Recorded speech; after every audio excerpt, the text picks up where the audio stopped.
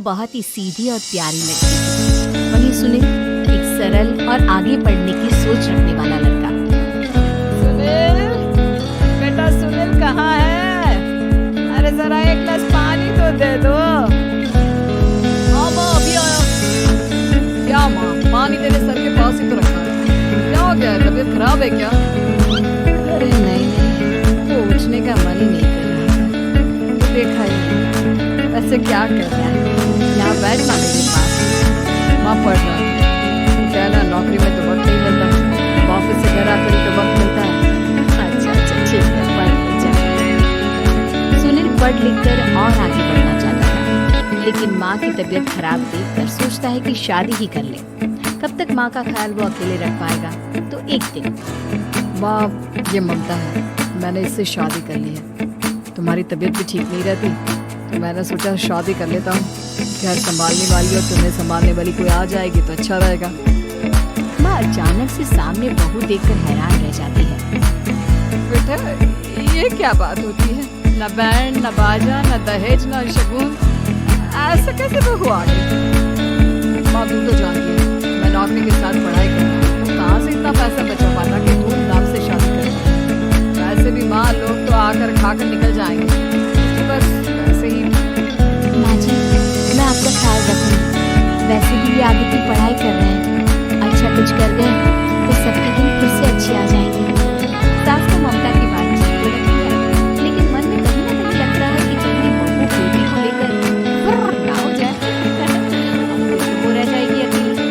बेटा देख, मेरा जो कुछ भी है वो सुनील ही है, और सुनील का भी अब इस दुनिया में मैं ही हूँ और कोई नहीं। क्या सुनील? बिल्कुल माँ, लेकिन आज से ममता की जैसे तू है। सास को बड़ा बुरा लगता है कि उसकी सल्तनत में कोई और रिश्तेदार कैसे हो सकता है? कैसे कोई और उसकी 30 साल की बेटी की जिंदगी में अचानक से आकर बड़ा बुरा रिश्तेदार बन सकता है? देख बहू, मैं भले थोड़ा बीमार है, लेकिन इसका मतलब ये नहीं घर की चीजों में मेरा कंट्रोल खत्म हो गया है। मैं आज भी इस घर की रानी हूँ, समझी? बेटा सोचता है कि ये माँ को अचानक से क्या हो गया।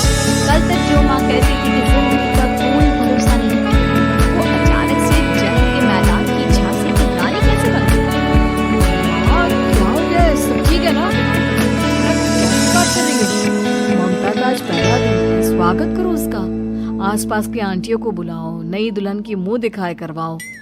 खैर, सास होने का फर्ज निभाती है और बाद में एक सहेली के साथ बाहर निकल जाती है। क्यों री बताया नहीं कि बेटे का ब्याह कर रही हो? वैसे तो सारा दिन हम ही में घुसी रहती हो। अरे मुझे भी तो अभी पता चला, यूं अचानक सर पर लेकर आ गया। कहता है बहू है माँ तुम्हारी, अब इसको भी इतना ही मैं प्यार करता हूँ जितना तुझे करता हूँ।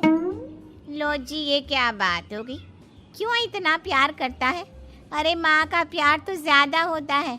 अब उसको तो कोई दूसरा पति मिल सकता है, लेकिन तुम ही बताओ, क्या माँ की ममता किसी और की हो सकती है? ना जी ना, बेटे को समझाओ ये बात। अरे क्या समझाऊं, मुझे तो खुद ही समझ में नहीं आ रहा कि क्या हो रहा है। जो बेटा कल तक माँ माँ करता था, अचानक से बीवी बीवी का राग आलाप रहा है। देखा, उसकी बीवी ना सुंदर और जवान है। सुंदरता के आगे तो एक से एक नहीं टिके, तो तेरा बेटा किस खेत की मूली है? सास को भी समझ में आ जाता है कि बहू की सुंदरता के आगे माँ का प्यार किसी काम का नहीं। उधर बीवी, ए जी, अम्मा जी सहेलियों को छोड़ने गई थी, अभी तक आई नहीं, हम देख आए क्या? अरे रहने दो ना, आ जाएंगी। कहाँ जाएगी, उनकी आदत है, एक बार जाती है तो पूरी पंचायत खत्म करके ही आती है। अच्छा ही है, खाना वाना खा कर गई होगी। छोड़ो ना, घूमेगी तो खाना पचेगा, नहीं तो ऐसे ही खाट पकड़ लेगी।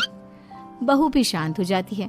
उधर सास सोचती है कि आज थोड़ा देर से ही घर जाती हूँ, जब बेटा परेशान होकर ढूंढेगा तब मजा आएगा। बीवी को खुद ही पता चल जाएगा कि माँ के आगे उसकी दाल नहीं गलेगी।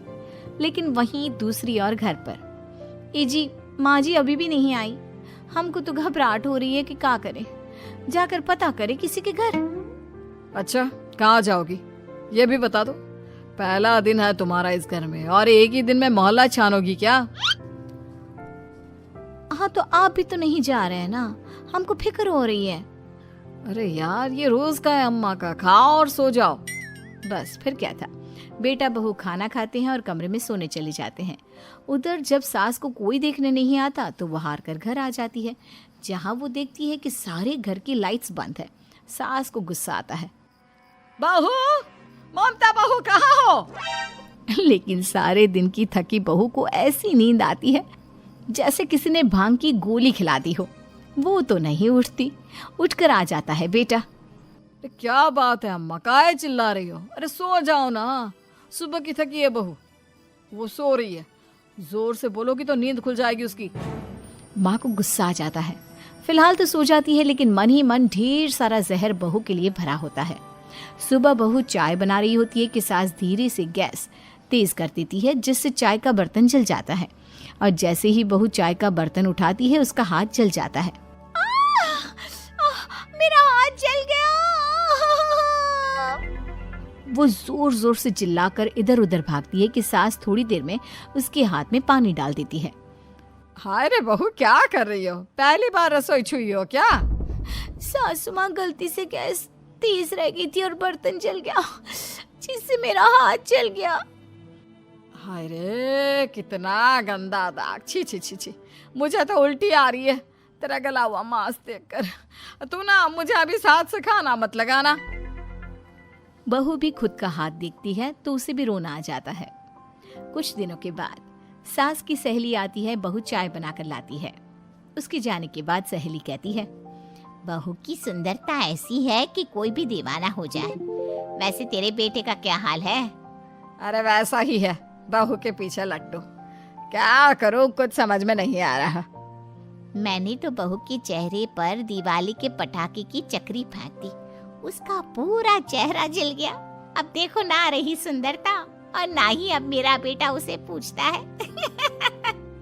अरे अब तो वो उसे छोड़कर दूसरी भी देखने को बोल गया है मुझे। बहू सारी बात सुन रही होती है। आंटी एक बात बताइए, क्या भरोसा है कि दूसरी सही आए और आपके अनुसार रहे? देखिए आंटी, मेरी सासू माँ को गलत बात सिखाने की जरूरत नहीं है।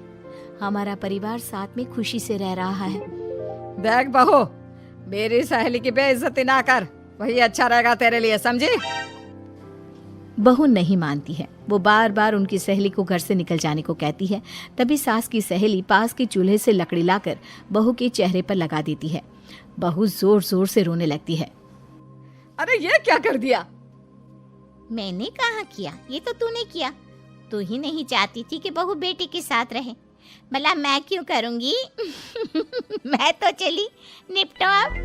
बहू रो रही होती है, दर्द से चिल्ला रही होती है, लेकिन सास उसे डॉक्टर के पास नहीं ले जाती। तभी पति आता है।